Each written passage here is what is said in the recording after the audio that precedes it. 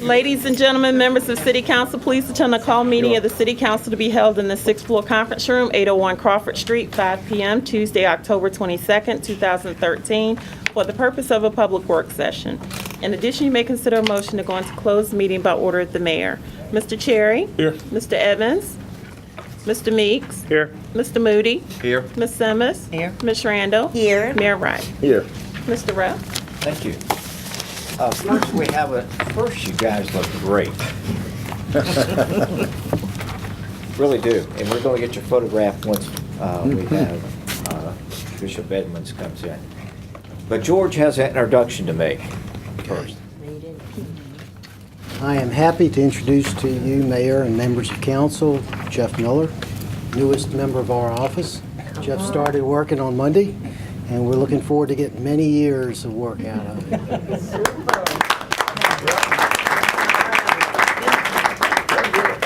Jeff, you want to come up here and say anything? You're welcome to do so.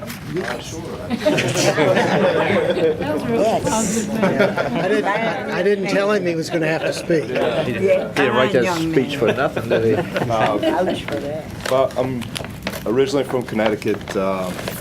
Came down here about 15 years ago. I've been working with the Housing Authority very closely ever since. It's been a great honor to work on development in the city and other issues, and I look forward to continuing to do that and helping the city grow.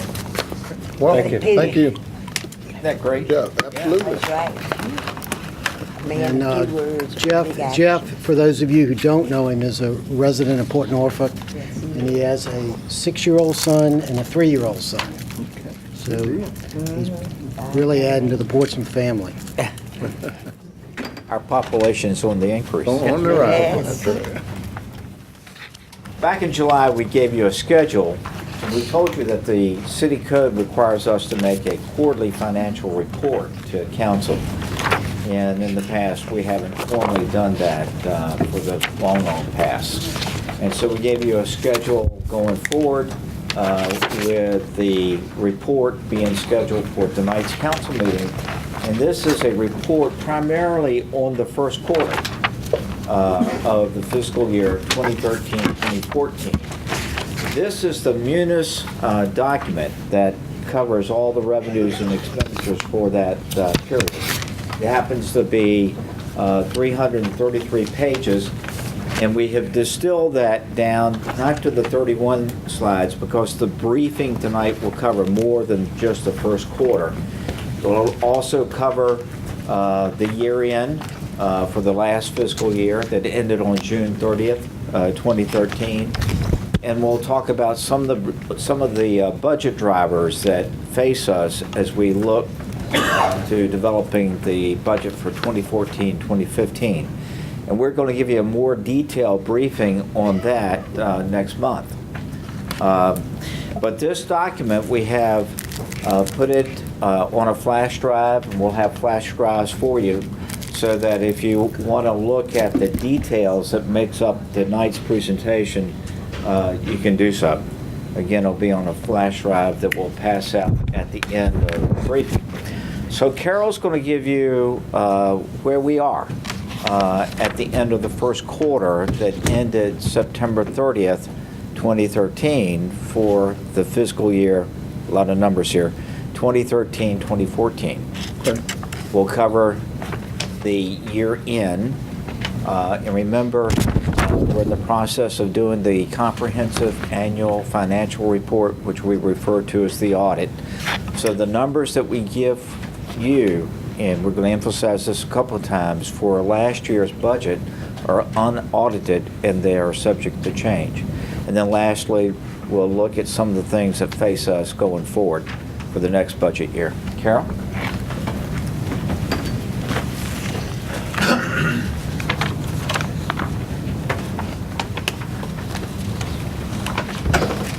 Good evening. Good evening. As John said, the purpose of the briefing tonight is to continue the discussion we began with you in July. We told you then we'd be coming to you quarterly to give you updates on the city's financial results, year-to-date budget, and this report is the quarterly financial information for the September 30th 2013 quarter of this fiscal year. We also told you, we had preliminarily planned to give you year-end results at November 12th, when we'll also be giving you the 5-year forecast. But we have information that we believe is final enough that we can give you a good idea of where we ended the year. But as John noted, the audit is still ongoing, and there's still some moving parts, so the numbers may change a little bit. We'll also give you a status of where we are with preparing the financial results and when you'll see the audited financial statements. And as John mentioned, we'll be talking about some of the issues that we'll be facing as we go into the next fiscal year budget development. It's important to realize as we look at these financial reports that the city has cash flow for revenues that doesn't align itself very well with the cash flow requirements for expenditures. Our major drivers of revenue are property taxes, primarily real estate, personal property, the business and professional occupational license revenue as well. And because those have different due dates, they tend to come in lumpy amounts throughout the year. Conversely, our expenditures, because a lot of it is driven by personnel and accounts payable, tend to be, at least for the general fund, tend to be fairly consistent from month to month. So when we're looking at the percent of revenue received versus the percent of expenditures, there are likely to be timing differences that affect how those two look. So, and given that this is the first quarter of the fiscal year, it's really difficult to draw any meaningful conclusions from just 3 months worth of data. We'll be presenting you with a mid-year budget update in January, and at that time we'll also propose any adjustments to revenue or expenditures that might be needed as a result of that review. But with the first 3 months under our belt, we don't see anything that would indicate any significant deviations from what we have budgeted so far in revenue or expenditures. This is the status of the general fund as of September 30th, and with a quarter of the year passed, revenues are at 21% of projections and expenditures are at 24%.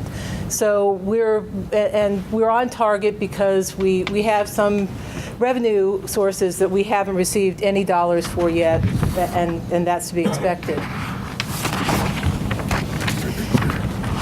We've taken a look at our top 10 revenue sources, and the top 10 revenue sources in the general fund account for 75% of our total revenue budget.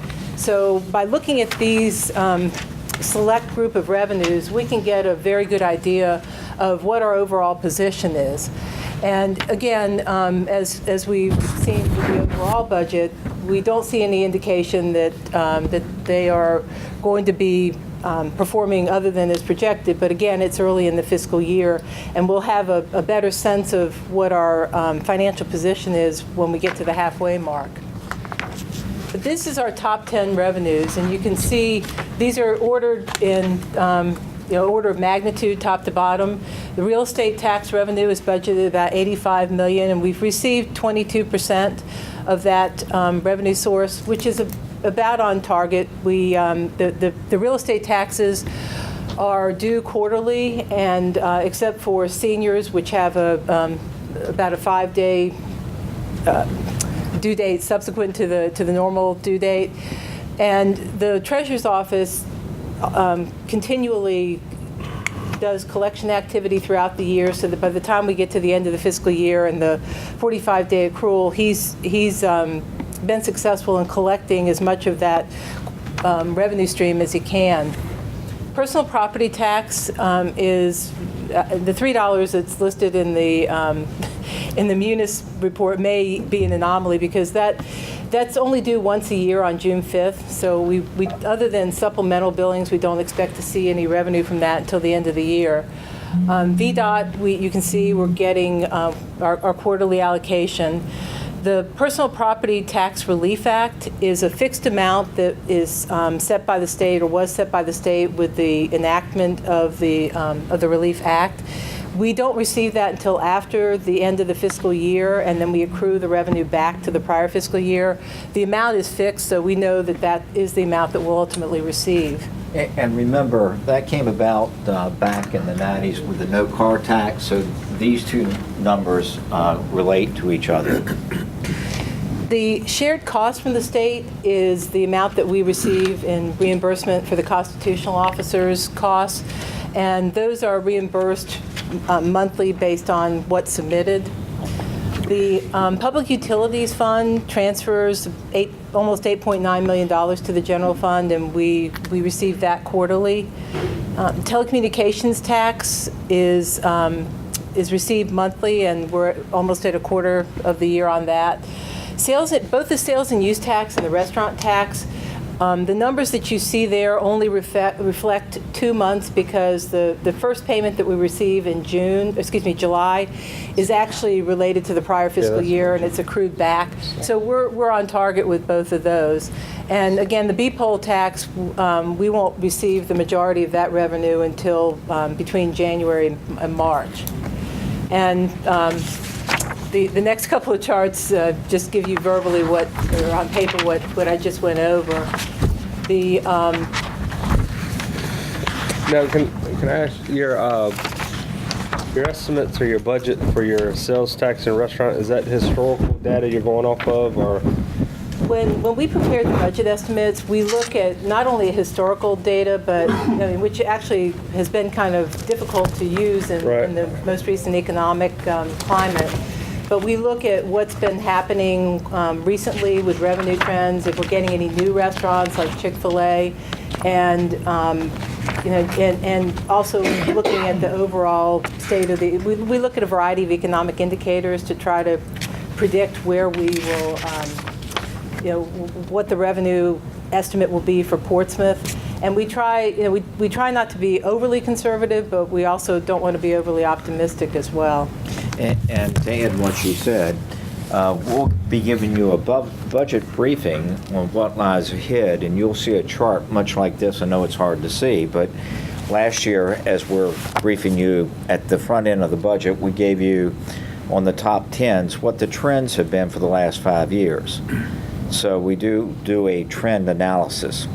And Will there also be a year-over-year yes, sir. comparison? Right. Okay. And you take all the new projects that usually come with an estimated tax value from I think when planning presents them. So y'all sharing that data to help come up with these numbers? We do get that information from economic development, but we also have to factor in whether you have a restaurant or business that may cannibalize from other businesses, and therefore what they say they're going to generate just from that location may not be the net revenue impact to the city. And not to pick on the meals tax, but that's held pretty constant at about $6.5 million over the last 5 years. It hasn't fluctuated that much, maybe $100,000 between one year to the next. Yeah, although that's one where we did see some strength in that particular revenue item over the fiscal year 13 budget year. How's your, you're working with the Commissioner of Revenue, and, y'all sharing his data?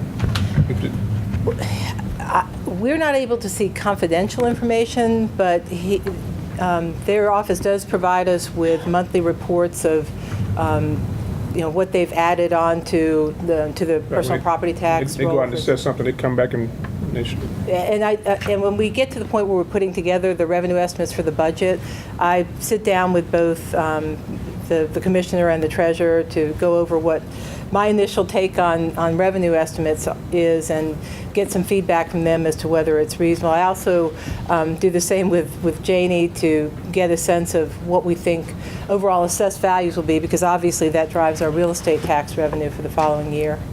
Before leaving that, one of the things we've noticed that many of the neighborhoods were going through transitions as they are upgrading or downgrading derelict structures.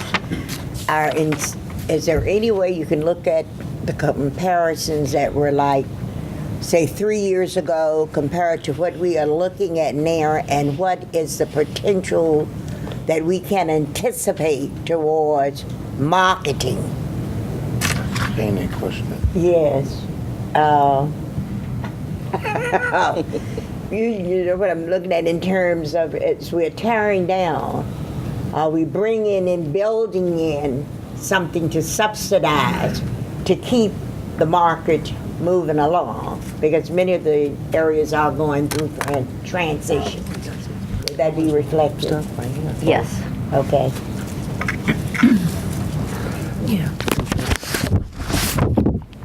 So now turning to the unless there are any other questions on the revenue side, turning to the expenditures. Oh, one thing on the revenue side, can you go back to the other slide? 1.3 million. Remember, This one?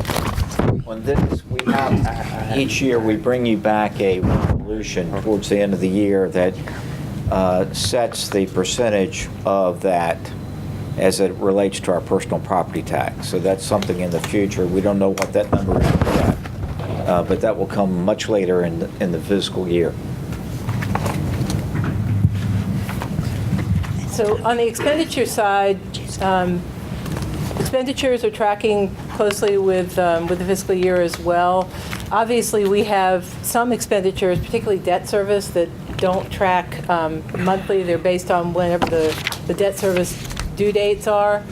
But for the most part, the departments and our payments to the Portsmouth Public Schools are fairly consistent on a monthly basis. And again, where we are now at 25% of the year gone, we're just under $56 million expended, or 24% of our total budget.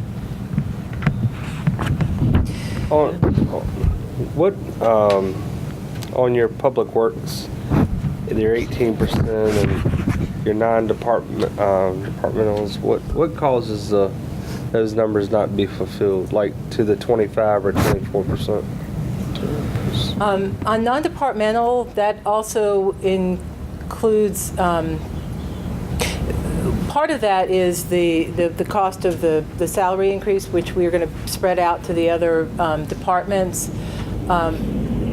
The transfers to other funds are in other financing other financing uses.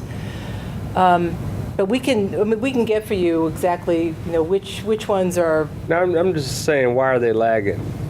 You're at this is for the first quarter. It should be in the. Non-departmental also includes our payments to civic organizations, and while many of those are paid monthly, I don't think all of them are. But we can get you a Well, just breakdown like of with your what's- public works. I mean, do you? Yusuf, you want to? Yes. It is mainly the contracts, and one of the bigger contracts is a paving. Right. And we usually start putting that contract together after July 1st, then we put it out, bid it out, and then And then it was so that number would be then pushed forward. the Okay. last quarter of the year is going to be much higher. Right. Okay. And- So it's going to catch up. It'll It's all going to wash catch up, out. yes, and the concrete contract, Okay. all of that. And Ms. Wendell, what else is, example, what's in the other financing uses? That's primarily I believe that's all of the transfers out to other funds. So most of those we don't make the transfer until the end, particularly for the funds where we're subsidizing, like the golf course fund. We budgeted about $1.2 million in general fund subsidy. We wait until the end of the year, and the amount we actually transfer is the lesser of whatever was budgeted or the amount that they actually need in subsidy. So there are some cases, like for instance, with the health insurance fund this year, we ended up having to transfer slightly less than what we had budgeted. Back to the non-departmental, another item in there that's big is about $2 million that we have in there for the tax abatement program for the elderly and disabled. And we don't end up booking that until the end of the fiscal year. So that's an example of what's in there that doesn't get spent on a regular basis. And we've included some of the major funds or enterprise funds that are subsidized by the general fund so that you can get a snapshot of how those look at the end of the first quarter. Public Utilities Fund looks on target. Revenues are tracking with expenditures. And again, their debt service payments are not regular every month, so they're at 26% of their budget based on the due dates. Waste Management Fund is slightly under budget, but tracking closely with the expenditures for revenues, and is for the fiscal year so far is positive. And remember how we get those revenues. They go out with the tax bills, so they don't come in monthly. They come in the lumps that Carol's talking about. The Stormwater Fund, which also is billed with the tax bills, received 25% of revenue, and the expenditures are only at 16% of budget. The Golf Fund has received 30% of the revenues that it budgeted so far this year, and expenditures are at 22%.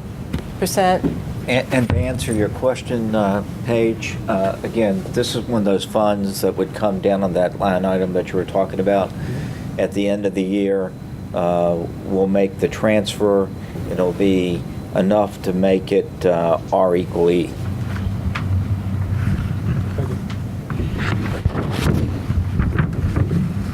Parking Authority Fund is at 25% of the budget for revenue and only 13% for operating expenditures. The Willett Hall Fund has not received very much revenue so far this fiscal year. They've only generated $970. Their expenditures are tracking at less than a quarter of the budget, but this is an area that we are going to need to continue to look at with the departments, because this is a fund that is subsidized by the general fund. So we're now turning to the fiscal year end results and giving you the preliminary fiscal year 12-13 results for the general fund compared to prior fiscal years. This is a really busy chart. I apologize, but this is intended to give you a sense of what the historical variations have been in the major categories of revenue and expenditures. And if you may recall, last year in 2012, we received $10 million back from the schools, which for that year went into miscellaneous revenue. And so if you net that out, we were at about $211 million last year in total revenue, in 2012. And you can see that for 2013, total revenue is just about flat with 2012. And, and revenues have not really grown much since, in fact, overall since 2009, they've actually gone down slightly. So we're cognizant of the fact that a lot of our revenue sources, particularly real estate tax, tend to be lagging indicators, and if the economy is improving this year, we may not see that show up in our real estate tax revenue for a couple of years. But we are, we're monitoring that and the impacts of the economy on other elastic revenue sources like the restaurant tax and sales and use tax to see what the overall trends are. Last year, revenues, above the line revenues were short of expenditures by $3.8 million, but about $1.6 million of that is in debt service as the cost of issuance on our bonds. We have a new GASB, Governmental Accounting Standards Board pronouncement this year that we're implementing, and one of the requirements of that is that we expense that and show it in that line item.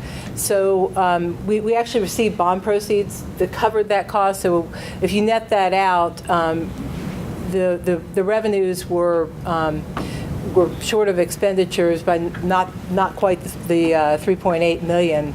Let me give you an example. That's like capitalizing closing cost on a home loan. And so for the first year, we have to show this as an expense, but it's an expense that's covered by the bond proceeds. Yes, and in the past, you can see in some prior years, we actually had cost of issuance below the line. So it creates a little bit of a comparative challenge, but the net after adjusting that out is about 1.2 million. Expenditures came in under budget, and also the required transfers to other funds, particularly social services and CSA funds, were significantly less than what was budgeted. So when we ended the fiscal year, you may recall that by the time we got to the end of the year and we had a revised budget, the appropriations anticipated using about $10 million of our fund balance, and we ended up not having to use any of it. So that's great news. We ended up the year in the black, even beyond what we had planned to, and that's primarily due to underspending.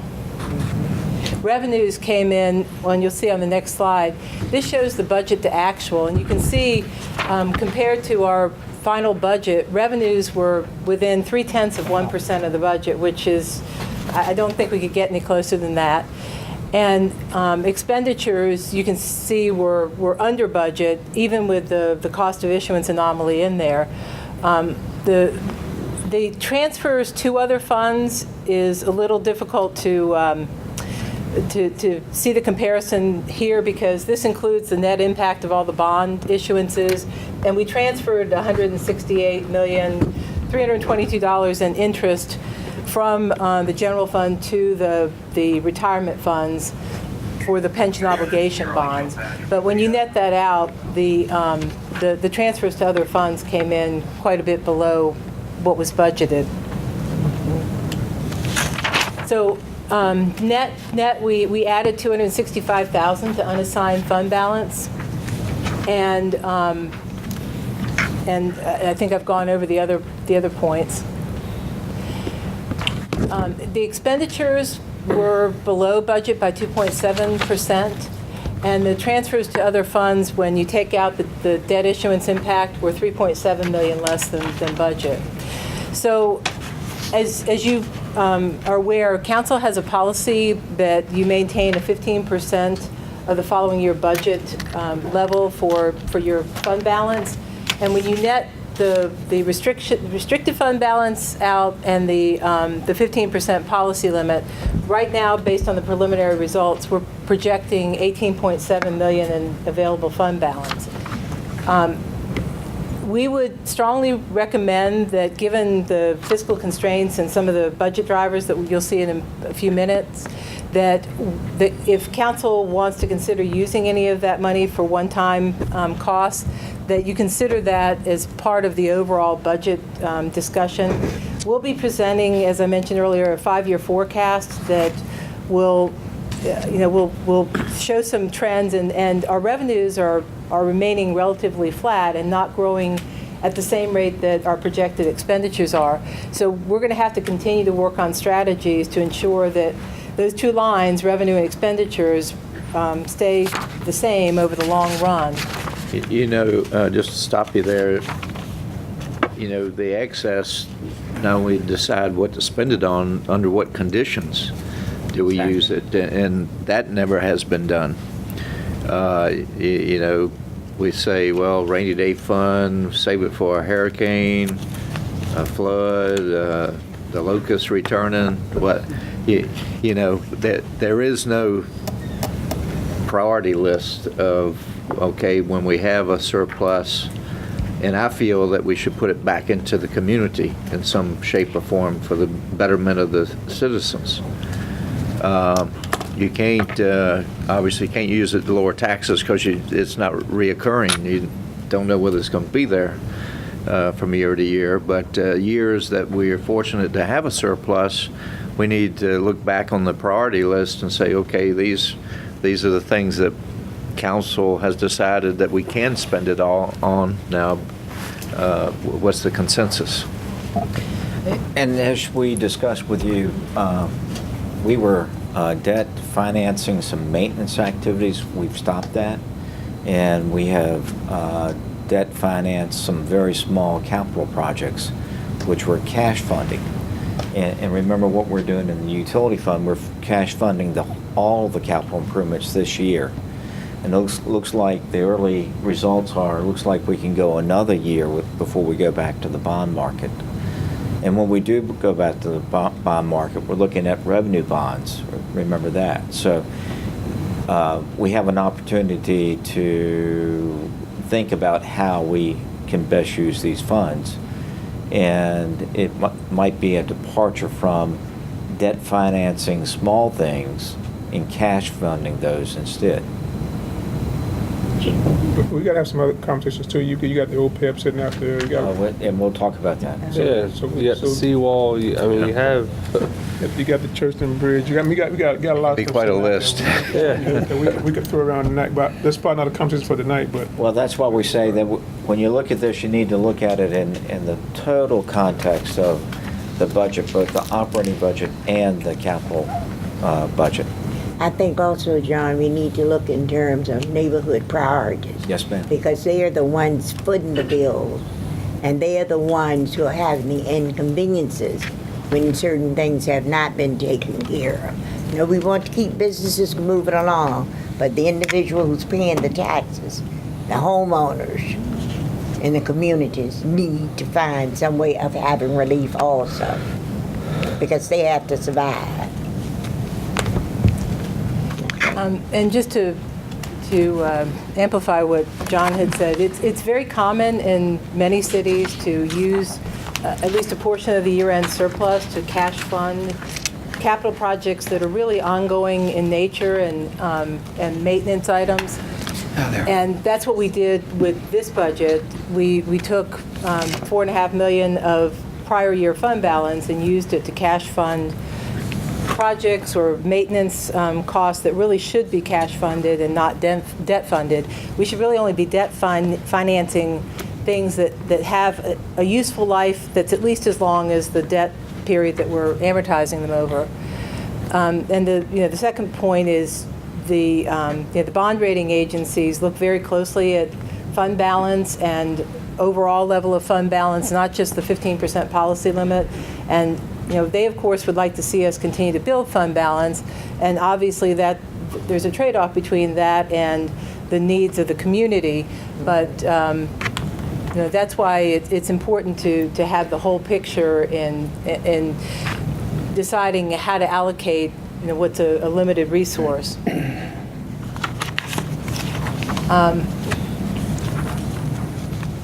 And I think we've covered all of that with fund balance.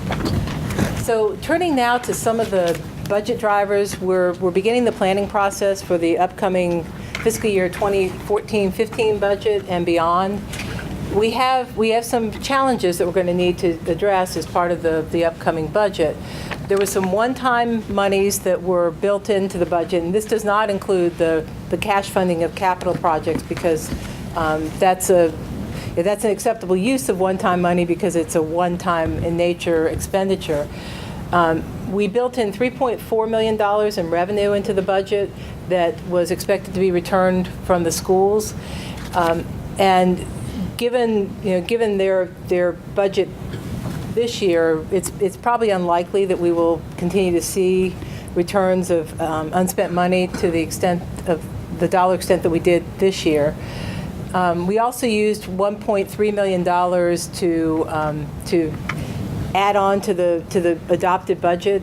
When the budget was being adopted, the city manager's recommendation was $46 million. Council upped it to $47.3 million, but we did that with one-time money. So we're starting behind the curve in matching ongoing revenues with ongoing expenditures. And we had pared down the amount of money that was used in prior years to balance the budget to $1.2 million, but that still is one-time money that we're going to have to get to a point where ongoing revenues are sufficient to pay for ongoing expenditures. On the expenditure side, you may recall that 2 years ago, VRS offered its members an opportunity, or the state did, to have a temporary rate reduction, and the city elected to take that reduction. That we're coming to the end of that 2-year period now, and the cost increase for that change alone is estimated at $2.4 million for the general fund. We also will be having increases in debt service every year through fiscal year 2017-18 as a result of the courthouse, which was a $78 million project that was debt financed. The impact next year is $1.4 million. I mentioned earlier we have several enterprise funds that are subsidized by the general fund. The most significant subsidy is to the golf fund, which is about $1.2 million. Then we have smaller subsidies to Willett Hall and to the parking authority fund. And that's an area that we discussed during the last budget process, that we need to find a way to eliminate those subsidies. Then we have employee raises, which we want to continue to be able to do. The schools will be looking to the city for an increase in contribution. And the schools are going to also be seeing a VRS rate increase because the state has not been paying its full share, and the school's rate is tied to that state decision. So we're expecting that unless the state makes a different decision, that's going to be a significant cost increase for them. OPEB is a very, very serious area that we need to address. In fact, now that we've dealt with the pension funds financial stability, this is the next liability that we really need to address. Our total unfunded actuarial accrued liability is over $195 million for OPEB, and we should be paying over $16 million a year in contribution, and we've not been paying anything close to that. So the cumulative effect of us not paying what we should be paying every year is over $55 million that we're behind the curve. We need to look not only at the financing side of it, but we need to look at the overall benefit level and eligibility for what OPEB stands for, other post-employment benefits, and it's primarily health insurance that's offered to retirees.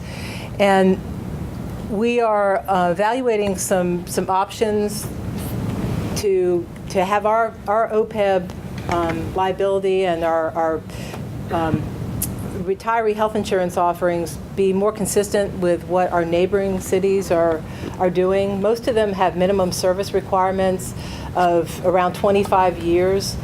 Right now, the city doesn't have any minimum service requirement, and that's an area that, in particular, we're looking at establishing some minimum amounts of time that somebody has to be working for Portsmouth and providing services before being eligible.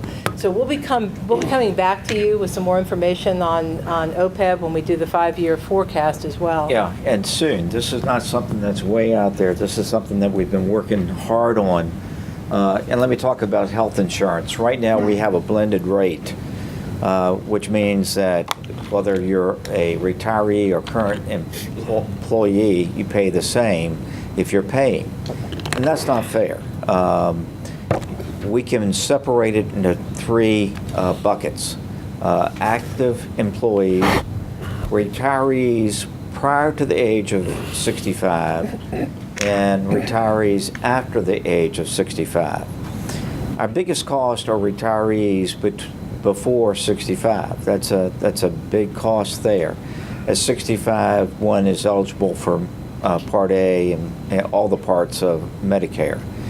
And in fact, as the health insurance market changes, a person who's retired from the city and beyond the age of 65 might be able to get insurance on the open market cheaper than they can get it through the city's insurance.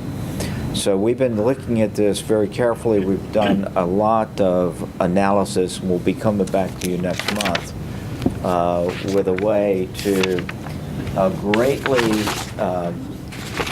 reduce or significantly reduced, I should say, our going forward OPEB liability through a combination of things. One of which, like Carol said, start putting stipulations, requirements that you don't qualify unless you've been with the city for, let's pick a number, 10 years.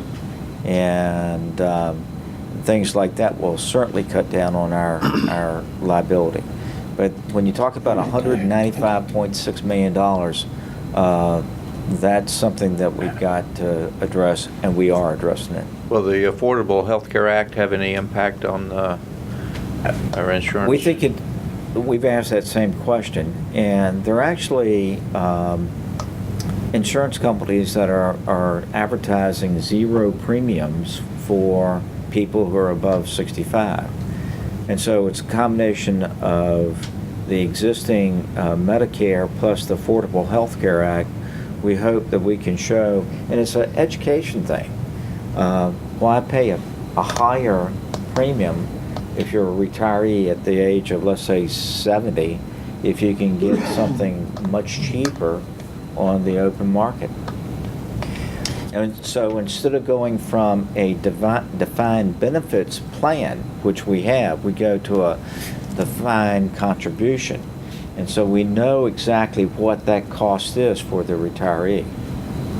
And it may be that a retiree either under the age of 65 or over the age of 65 may be able to find a policy through the health insurance exchange that is more attractive from either a coverage or a price perspective than what they're able to get through the city. And this is an area that we're not alone in dealing with. Our neighbors are looking at health insurance and OPEB, and our health insurance consultant is projecting a 9% increase in our cost as a trend going forward unless something changes in our overall menu of offerings. And obviously, if our revenues are flat, it's very difficult to accommodate a 9% increase in our overall cost. So, as John said, we'll be coming back to you at your first meeting in November with more information on OPEB and how all this ties together and some recommendations.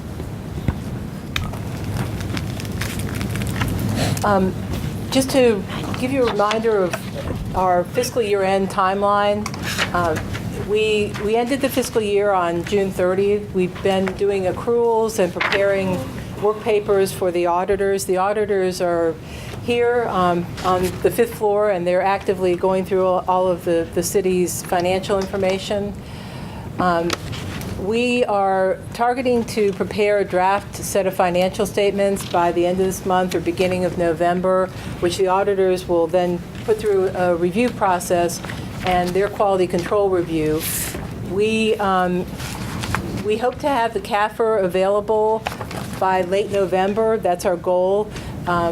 And the early December council date would be our backup goal for presenting the CAFR to City Council and having it available for you and the public.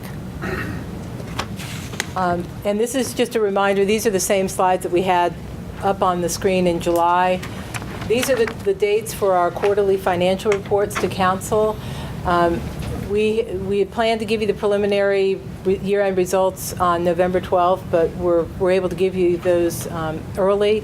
And if there are any significant changes, we'll give you an update at the November 12th meeting. And again, the final CAFR will be presented to council at either your November 26th or December 10th meeting. We will be presenting the mid-year budget forecast and adjustments to you on January 28th. And the budget process will be ongoing during that time. And the presentation of the proposed budget is scheduled for April of 2014 with adoption in May. So that concludes the presentation on the first quarter financial results and the preliminary year end. I'd be happy to answer any other questions that you might have. Good report. Any questions? All right. Thank you, ma'am. Again, what he is passing out is an electronic copy of the first quarter as captured on our accounting system. We use Munis software. Thank you. So it gives you all the details for the revenues and expenditures that you've seen tonight. This is impressive for October 22nd. We don't have that. Thank you. I mean, it is. Thank you. Okay, you got anything else? Yes, sir. We have two things. This is fun, but this is a whole lot more fun. I'm sorry? I should mention that it's because of the work of the finance team. I have almost an entirely new team on the accounting side, and they have all been working gangbusters to get everything wrapped up and deal with some of the myriad of year-end issues and keep us on track, and they really deserve a kudos for that. Okay. I thought I worked late, but when I go down to the 5th floor and I'm thinking I'm just putting the cat out or something, to see people working and have smiles on their face down on the 5th floor in finance, I mean, it's awesome. Just smile when you walk up, that's all. Oh, I got it. Last night, we're going to show you All Roads Leads to Portsmouth video. Oh, we got it. Yeah. Huh? Yes, good. Tonight, we're going to do it. So that's to, All Want to tee right. it up? Well, Yes. that's to summarize. I'm not going to use it. I said at the show began. I like that video. That's great. The West Downtown Tunnel will be closed most weekends through May, but it's easy to visit Portsmouth's fun-filled attractions, shops, restaurants, and events. Just take the Jordan Bridge or Midtown Tunnel. All roads lead to Portsmouth. Visit portsvaroads.com. The West Downtown. And we hope that after this week, as I reported to you last night, that we can modify this and not talk about a tunnel closure at all. Not during the weekend. I mean, they'll still close, but hopefully that's going to be at nighttime, very restricted hours. And as I indicated to you, I have it on 2 different levels at VDOT that they should have a decision tomorrow. The other is a celebration that's coming up on the 2nd of November, and that is Coast Guard Day. Where's Sherry? Sherry, would you come up? I'm going to make you come up anyway. Sherry said that she didn't have anything to announce, but Sherry's been working hard to coordinate a whole lot of both city and volunteer folks to bring about a celebration of the fact that we are a Coast Guard city, and we greatly appreciate the Coast Guard being here. And your next meeting is when? We're going to have our final staff meeting Monday at 10 o'clock in the morning, just to make sure that we've dotted our I's and crossed all our T's. And we're looking forward to having a great celebration. We're also getting some inquiries from other people who are just finding out about us late, and they're asking to be put on our contact list so that they can get involved in next year's celebration. So it's already starting to grow. So. What are the times of the events on that Saturday? 10 o'clock, kicking off at 10. Oh, You got live thank you. music. Yes. On the Good answer. events. Yeah. The Mayor's Walk kicks off at 10 to 10:45. The opening starts about 11. The date, the whole event is 11 to 5. And you're going to show them the... Yeah. Dance. and Ms. With that- Randall's hula hoop contest is what time? And the sumo wrestling. Don't forget the sumo wrestling. I say. Thank you, sir. Yeah, as mentioned last night, Jim Bento is doing something in conjunction with this, which is going to bring about an extra 125 vessels here with people to, so it should be a grand affair. Hopefully we can get everybody to come out. Let the music again. And our wonderful marketing and communications department has done a yeoman's job with promoting and assisting, and you're getting ready to see something that we're using now for Good. promoting the event that Good. they've done.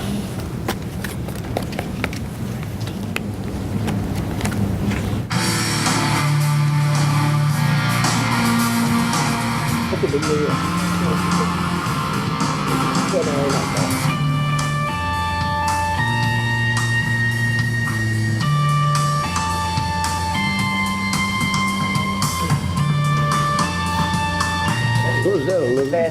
Is that on shit?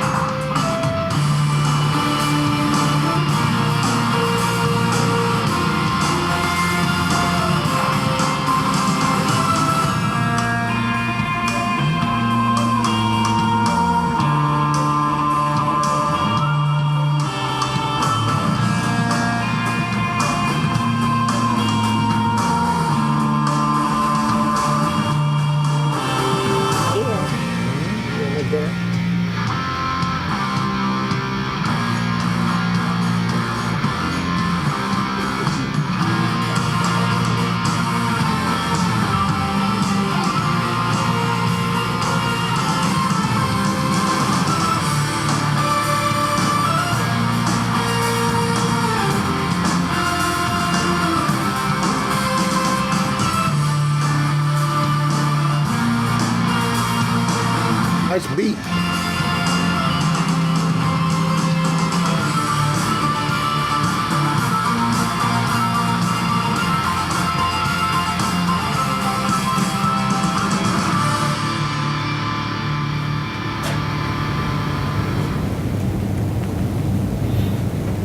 That's cool. Great pieces. Yeah.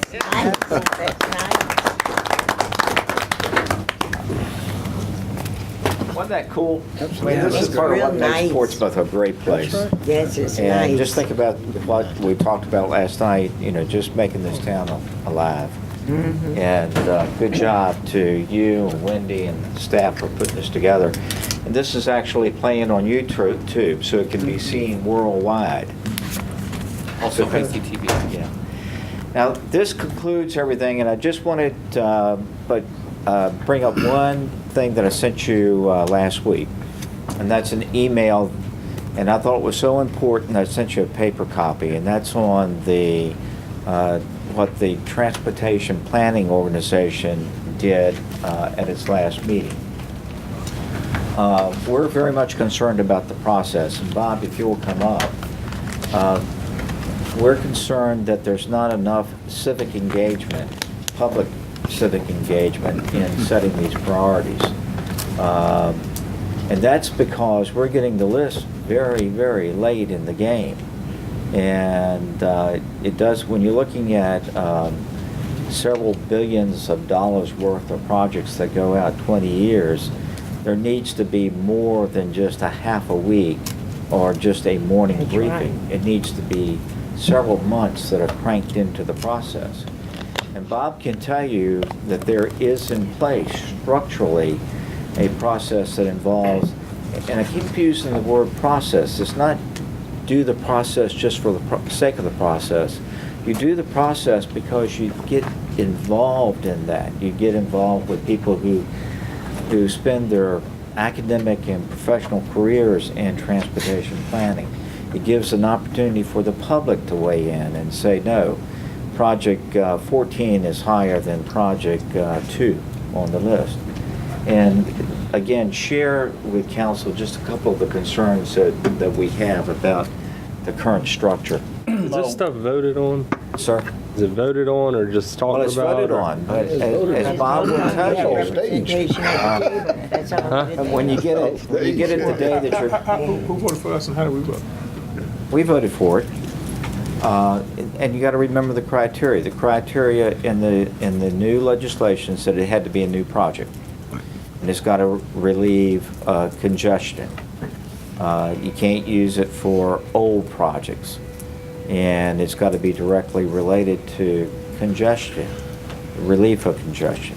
That was the criteria established, because my problem is the fact that the Midtown Tunnel wasn't included because they said, well, that's an existing project. Well, That's the point. And see, but explain that piece. How, was it a vote on? no, the criteria? Let me back up a little bit.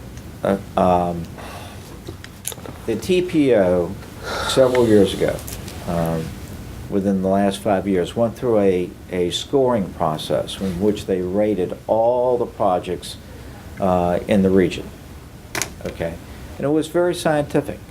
And it rated by category. It had primary, it had bridges, it had tunnels, and each project got a score. We contend that needs to be redone again before you make up a priority list. You know, what that process produced then may not be valid now. And part of that process is to go through the technical committee that Bob is going to tell you. It's not a question of who sits at the table. It's the fact that there seems to be that the train is being run not by Portsmouth, not by Williamsburg, but by some people who have kind of hijacked the process, you might call it. Bob? Sure. We've got, I'm sure the mayor is aware of this and watching these meetings, how they've changed over the recent months, really since the summer. And as Mr. Rowe was saying, the MPO, before it became the TPO, went through a process of how they scientifically evaluate priority lists. And this tool that he was mentioning, they call the prioritization tool, was what was used to develop the region's long-range transportation plan. And it's definitely a scoring tool, 3 categories. And they actually broke it down between what they call utility, which would be congestion. There was an economic development value to projects. It was also how ready is the project to be built, whether it's feasible to build it. And that's been the process. Though, up until the summer, and I'll say this really kind of followed behind last year's General Assembly session with the passage of HB 2313. Up until that point, at the technical committee level of the TPO, there was a lot of discussion about revising the prioritization tool, trying to make the tool work better. There have been a lot of studies done by the TPO, a lot of work been done, a lot of analysis, and so there was a sense that the tool needed to be fine-tuned a little better, but the tool is going to be worked on. And so there was a process started actually to work on that tool itself, not necessarily re-ranking the projects yet, but working on the tool. And then what happened, is after the General Assembly passed that bill and money started to come in from the TPO level, they started trying to figure out how to break the money up into pots. And I know people remember the third concept they had. We'll bond a third, we'll match a third, and we'll do a third on local projects of regional significance, they called it. And so that seemed the way it was going until about July, when there was, I'm going to refer to this, it was kind of like a revolt almost at the TPO meeting from the General Assembly members who are members of the TPO, as well as the members of the CTB, the Commonwealth Transportation Board members. They said, hold on here, that's not what this legislation was meant for. You're not doing this right. We don't want to see any money on local projects. This is congestion. If we have to go back to the General Assembly session and redo the legislation, we'll do that if we have to. But you're going to focus on the way these things ought to be done. And from that point on, the process, I would say, kind of started breaking down. All of a sudden, the technical committee got cut out of the review process. The prioritization tool work was stopped. There was a number of resolutions that the TPO was voting on that seemed very questionable at the time in terms of how they were kind of being rushed forward. I think this last month's meeting was a real indication of how rushed things are. People are getting resolutions to vote on 2 minutes before they're supposed to vote on them. And I don't think that's normally the way the business gets conducted at the TPO. And when you get something like that, though, nobody's holding a gun to your head. Doesn't mean you have to vote for it. It means that you can express an objection, I would think. The interesting thing is that this is the only regional agency that's weighted voting. And when they think that it's going to be a contested vote, it's not done voice. It is actually done with an Excel spreadsheet. And our weight is not very much. Now, where we're going with this is that we do have a court case that's going to come before the end of the year. And the court case, if depending on the Supreme Court's ruling, gives the region, certainly gives us a chance to rethink that priority list. What came out within the just barely a week before the vote on Thursday was a no tolls project list. Now that's based on a lot of assumptions. I mean, everything's got to align just perfectly for that to take place. You got to have the state funding that's being promised in the future. You got to have the federal funding that's being promised in the future. Everything's got to be in place for the no tolls. But what's not on that list is our project. And if the Supreme Court rules that Judge Gales was right, then our position needs to be, do what you need to do, whether it's the General Assembly or VDOT, to make this a project eligible. I agree. Getting back to the vote, a weighted vote, but you can still voice your objection to it and present a case that that this project, and that's really a slap in our face, not to have that project labeled a no-toll project. Well, I'll just answer your question. I think there's a factor they used, which is they basically concluded that project was funded, and that funded was under construction. And we can argue all day long about what we think about it, but their take was it's a funded, under construction project, therefore it doesn't need to get on the new project list because it's an Old existing project. project. And so that That's how that ended up that way. I mean, that's like arguing that the screen is not white, but it's green. And everybody can look at it and see that it is it in fact white. The problem with that legislation, it said new projects. The problem with where we are, the state contends that we have funded this project. Yeah, the And we that's- is the citizens who going to be paying $1.84 each way. I'm there, Bill. Do I there. agree. And if I could just mention one other factor, just sort of see how this process was. Hampton Roads Bridge Tunnel. If you go back about 2 months ago, they had a resolution adopted by the TPO selecting Patriots Crossing as a preferred alternative when compared to the Hampton Roads Bridge Tunnel. At that time, all the analysis was toll roads.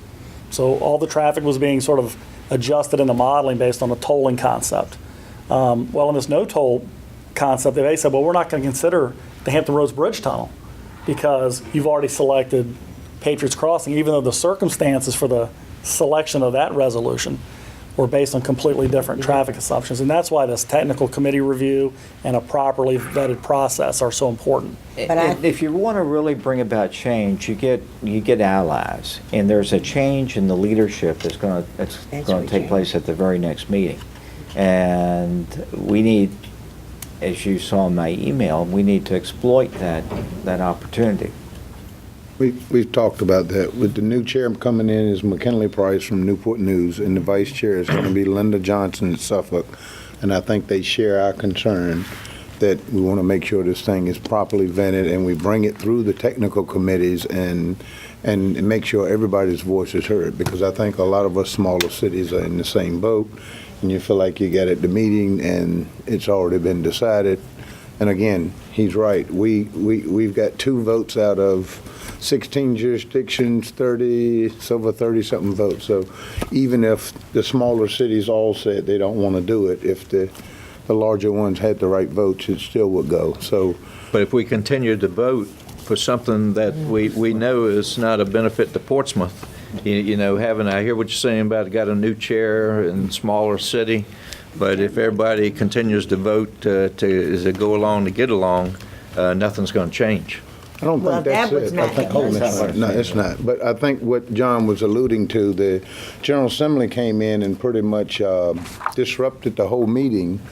Tommy Norman, the senator, and Virginia Beach, Frank Wagner, threw everybody back on their heels explaining what they intended and what the bill's whole intent was, and they wanted to fund mega projects only and things that had a regional impact. And so they spoke out of school, because I think after the meeting, several people were concerned about the comments that the General Assembly members made. I even called some General Assembly members and said, hey, we don't know anything about this.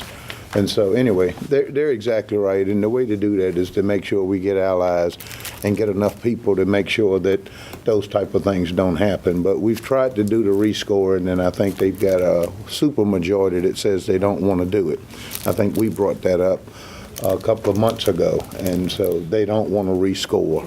I did talk to the executive director about the Midtown Tunnel project, and if this thing doesn't go through, and he did tell me they were going to pull it back and recalculate that list. I think there's a profound lack of understanding about what this lawsuit's about. Right. I think that the general feeling is that it's about tolls in the traditional sense, that we have a judge in Portsmouth that has declared a toll to be unconstitutional. That's not what the lawsuit's about. To use an analogy that we developed on our feet, we being George and I, it'd be like tolling the Churchland Bridge to build a new Chuckatuck Creek Bridge. What's connected by Route 17 makes sense to me. It makes about as much sense as to say it's summertime outside. And that's just one element of the case. If Virginia Power wanted to go up on the electric bill here, it would have to go through the State Corporation Commission. Here we have a private company that can raise the rate without any review. So it's more than that. And so it's a question of building allies, new leadership, and building get the right timing. In the meanwhile, the clock is running, and our citizens are going to probably, unless the Supreme Court does a Hail Mary and the General Assembly agrees with it, are going to be reaching in their pockets. On this project, Bill, Well, this is the project, John, that is costly to Portsmouth. Bill, I understand that, Yeah. but when the legislation says new, not old, okay? So the General Assembly meets in January. That's when we get a chance to get that language changed. And VDOT takes the position that this is already a funded project. We got it squared away. We couldn't sign the contract without it being funded. I'm just saying, when we go as Portsmouth representatives to cast a vote, don't vote to go along to get along. Raise your hand saying, you know, this is flawed. This is not right. Speak up. Do we need to make any amendment to our legislative package that's on the agenda tonight about this? I would wait. Would it matter? No, I would wait until we hear the court case. And I wouldn't, pretend you're playing bridge. Don't play your cards too soon. Wait for the decision, and then you'll get a whole different Then we know. Yeah. format and flavor out of the General Assembly. My because a lot experience of tells them me are is that if you play your cards too fast, you're Run not out being of cards. smart. Yeah, you're out of cards. All right, thank you. All right, Good, thanks. Bob. That's all. Okay, we got a motion to go into close. I move to go into a closed meeting pursuant to the provisions of Virginia Code Section 2.2-3711 for the following purpose. Hold on, Ms. Randall wants to speak. All Ms. right. Randall. My concern is this, having served on the Hampton Roads Transportation Authority, I felt as if I could add something to the conversation since I was there when many of these things had taken place. And at that time, Mr. Whitehurst, Councilman Whitehurst was there at the table. And he was voicing concerns for the city of Portsmouth. He was quite knowledgeable, and he was capable and competent enough to discuss the issues. And he did. He put forth every effort concerning the impact that tolls and all would have on the city of Portsmouth, with us having to be the ones having problems entering and exiting the city without having hardships for paying those fees.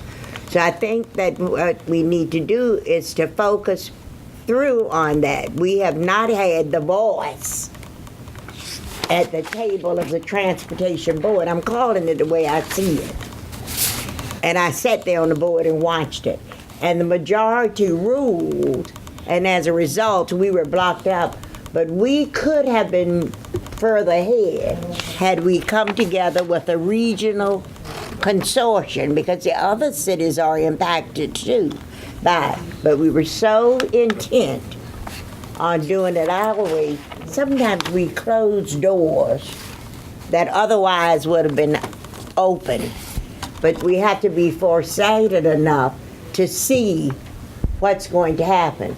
Now that we are locked into it, we need to make sure that we have unified strategies in place for those that are here who are speaking for us, so that we all speak from the same sheet of paper, and it's not the mayor saying something or I'm saying something, it's Portsmouth's council. It carries more weight that way, having been in those meetings. And I just thought I would pass it on. I'm an old lady, but by the same token, I'm seasoned in terms of knowing what process and procedures will do for you if you follow a guided path. That's all I have to say. I'd like to say Sorry for something overlook. Yes, sir. in regards to what Ms. Randall just said. Unified is a key word, not just with us locally, but our state legislators as well. We can say a lot of things about a lot of things and we'll get overlooked, even if we disagree with it. But when our legislators know how we feel, and we need to know what they're thinking as well, so we can stand in a unified way. That's a good point. Thank you very much. We need to do it. Very good. Okay, Ms. Wilson. I move to go into a closed meeting pursuant to the provisions of Virginia Code Section 2.2-3711 for the following purpose. consideration of the performance of city council members and of a council appointee as permitted under subsection A1, and consideration of appointments to boards and commissions as permitted under subsection A1. Second. Mr. Cherry? Yes. Mr. Edmonds? Yes. Mr. Meeks? Yes. Mr. Moody? Yes. Ms. Simmons? Yes. Ms. Randall? Yes. Mayor Wright? Yes. We are in closed session. Thank you. Thank you.